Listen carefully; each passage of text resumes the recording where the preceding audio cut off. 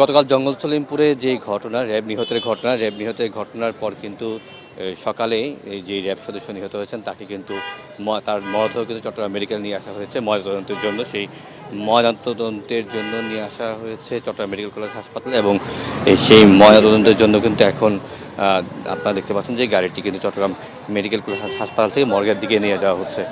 আমরা র্যাব এবং অন্যান্য যে বাহিনীগুলো ওখানে আছেন তাদের সাথে কথা বলছিলাম।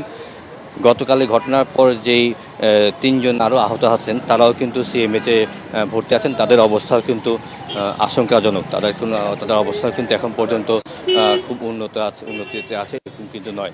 তারাও কিন্তু আশঙ্কাজনক অবস্থায় আছে। তারপরেও যারা আছেন তারা কিন্তু এই তাদের সিএমএইচে চিকিৎসাধীন আছে।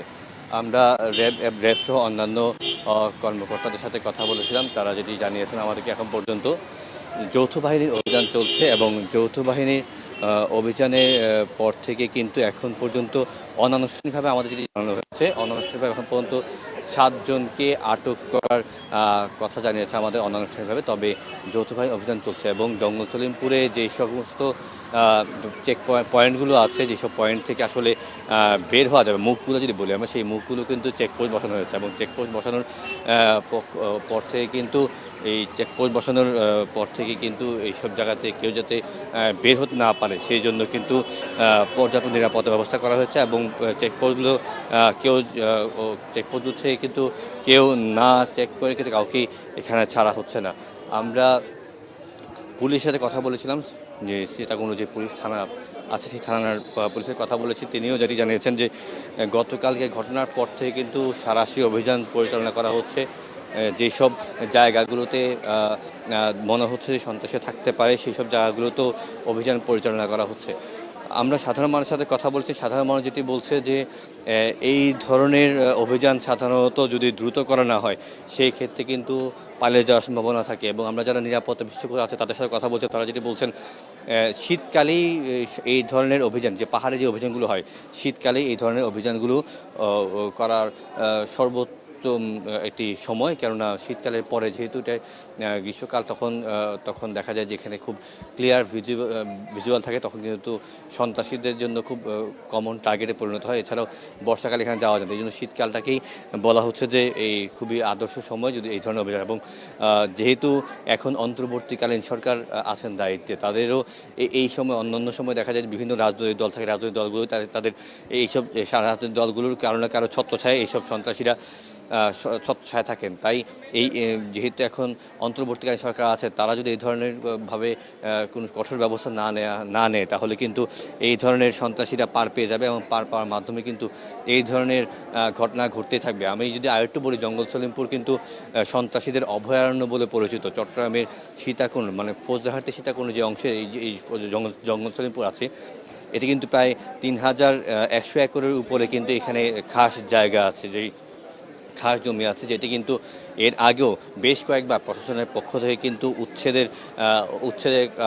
করতে গিয়েছিল, কিন্তু উচ্ছেদ করা সম্ভব হয়নি। এর আগেও আমরা দেখেছি ডিসি সহ বিভিন্ন বাহিনীর একাধিক টিম সহ কিন্তু ওখানে উচ্ছেদ অভিযানে গিয়েছিল, কিন্তু তাদের উপরে হামলা করা হয়। এর কিছুদিন আগেও যিনি সংবাদ সংগ্রহ করতে গিয়েও কিন্তু একজন সাংবাদিক আহত হন এবং হামলা শিকার হন। এর পরবর্তী এখন গতকালকে আবারও কিন্তু র্যাবের উপর হামলা চালানো হলো এবং র্যাবের একজন সদস্য নিহত হয়েছে এবং 3 জন কিন্তু গুরুতর আহত অবস্থায় এখনও সিএমএইচে ভর্তি আছেন। আমরা যদি আরেকটু বিস্তারিত বলতে চাই, যে 3100 একর যে খাস জায়গা আছে, এটা যদি আমরা বর্তমান মূল্যে চিন্তা করি, এটি প্রায় 30,000 কোটি টাকার একটি জায়গা, যেখানে আসলে কোনোভাবেই প্রশাসন উদ্ধার করতে পারছে না। যে খাস জায়গা আছে, তারা স্থানীয়রা এখানে বেশিরভাগই হচ্ছে নিম্ন শ্রেণীর মানুষ বসবাস করছে এবং নিম্ন শ্রেণীর মানুষ বসবাস করার মাধ্যমে কিন্তু এই জায়গাগুলোতে অবস্থান নিচ্ছে এবং তারা কিন্তু এই অবস্থানের প্রেক্ষিতে কিন্তু তারা এখানে বসবাস করছে বহুদিন ধরে এবং নির্দিষ্ট কিছু ব্যক্তির আশ্রয়প্রশ্রয়ে কিন্তু তাদের এই জায়গাগুলো হয়। এবং আমরা বারবার দেখেছি এই জায়গা জমি নিয়ে এবং যে দখল, কার দখলে যাবে, তারা কার আন্ডারে থাকবে, এই ধরনের একটা দখলবাজি থেকে কিন্তু বারবার এখানে একের পর এক সংঘর্ষ হয়, নিজেদের মধ্যে সংঘর্ষ হয় এবং বহিরাগত কেউ যাতে এখানে ঢুকতে না পায় তারাও কিন্তু এই একদম নিয়ন্ত্রণ রাখে। আমরা আইনশৃঙ্খলা বাহিনীর সাথেও কথা বলি, তারাও যদি বলছে যে শুধু যে আইন শৃঙ্খলা বাহিনীর সোর্স ওখানের মধ্যে আছে এমন কিছু না, কিন্তু তাদেরও সোর্স বিভিন্ন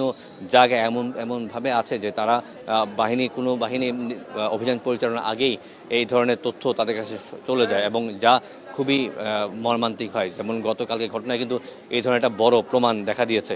তো বাহিনীগুলোর পক্ষ থেকেও বলা হচ্ছে যে এই ঘটনা যদি এই ধরনের ঘটনার জন্য যৌথ বাহিনীর অভিযান প্রয়োজন এবং সাঁড়াশি অভিযান প্রয়োজন। ইতিমধ্যে কিন্তু আমরা জেনেছি সরকারের পক্ষ থেকেও কিন্তু বিভিন্ন ধরনের উদ্যোগ নেওয়া হয়েছে এবং এটিকে যাতে একটি আরও সাঁড়াশি অভিযানের মাধ্যমে এই সন্ত্রাসীদের অভয়ারণ্য যে পরিণত হয়েছে সেটিকে যাতে মুক্ত করা যায় এবং খাস জমিগুলো সরকারের খাস জমি যদি উদ্ধার করা যায় সেই জন্য কাজ চলছে। আমরা সরকারি বিভিন্ন সংস্থার সাথেও কথা বলেছি, তারাও যদি বলছেন যে এই ধরনের খাস জমি সাধারণত এভাবে দেওয়া হয় না, তবে এই ধরনের খাস জমিতে এর আগেও আমরা দেখেছি যে কারাগার নির্মাণ, বিভিন্ন ওয়াকওয়ে নির্মাণ, বিভিন্ন পার্ক নির্মাণের জন্য কিন্তু কাজ করছিল প্রশাসন।